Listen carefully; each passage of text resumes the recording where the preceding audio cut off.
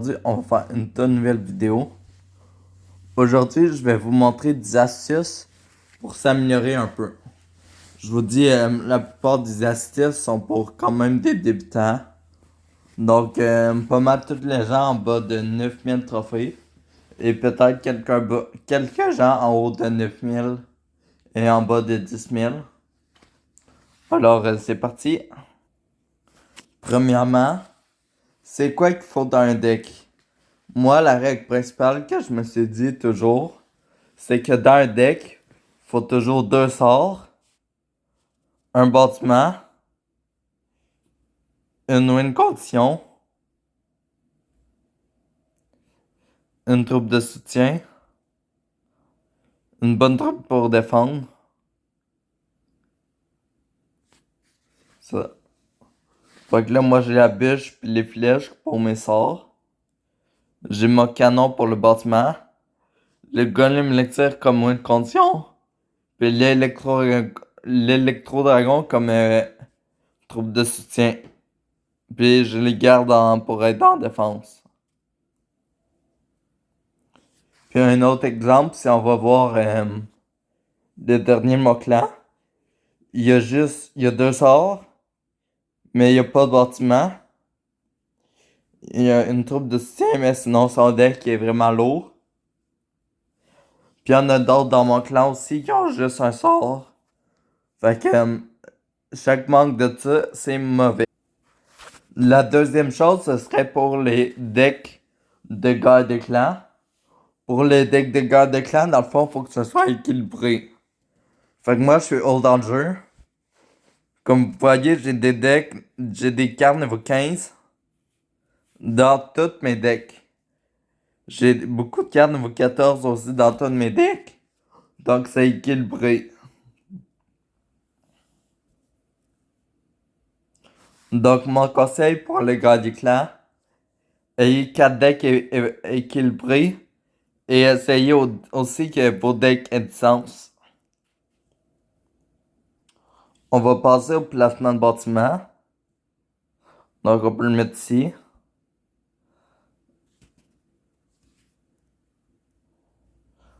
Pour le placement de bâtiment, on peut le placer canon au milieu pour que s'il y a un PK méga chevalier, on l'arrête.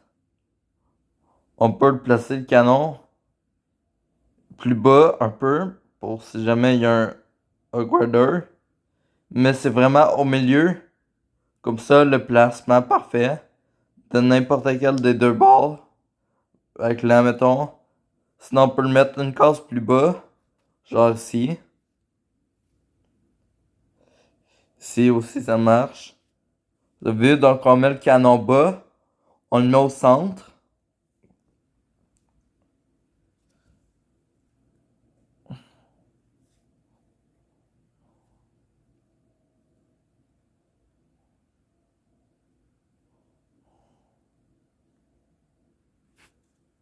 C'est ça pour le placement de bâtiment.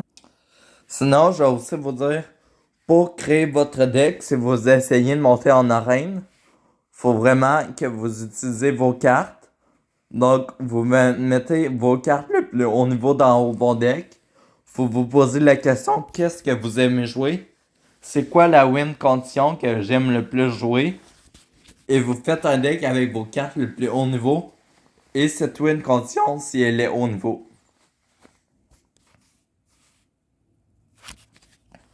Un autre conseil aussi, c'est normal de perdre. Il y a des fois que vous allez meilleur que d'autres. Donc,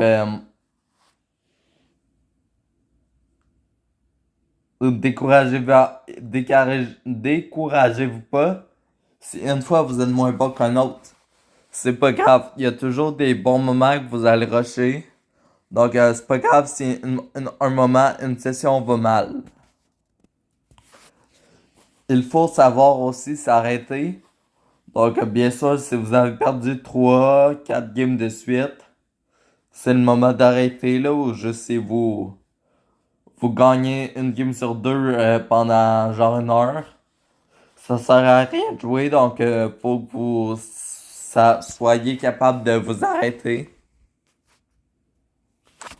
Faut aussi faire vraiment attention au cycle des évolutions.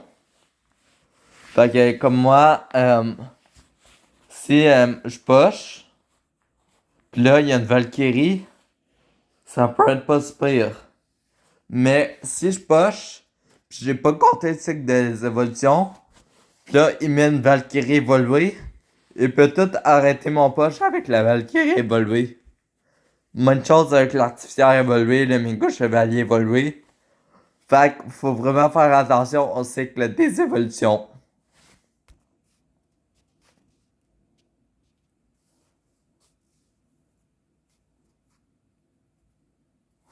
Il y a aussi un truc que j'aime vraiment pas, c'est que tous les gens savent pas comment défendre un P.K. C'est pas dur de défendre un P.K. Tu mets un bâtiment bas, après avec ton bâtiment tu mets un tank, ça devrait suffire. Sinon tu mets un dernier truc pour aider pour tuer la troupe qui aide.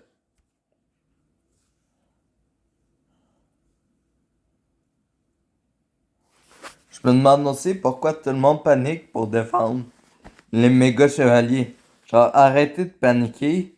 Les méga chevaliers, c'est facile à défendre. Je peux enlever au moins la moitié de la vie du méga chevalier avec un chevalier. Méga chevalier contre chevalier. Retenez ça, un méga chevalier, c'est pas bon. Mon chevalier peut y enlever la moitié de sa vie.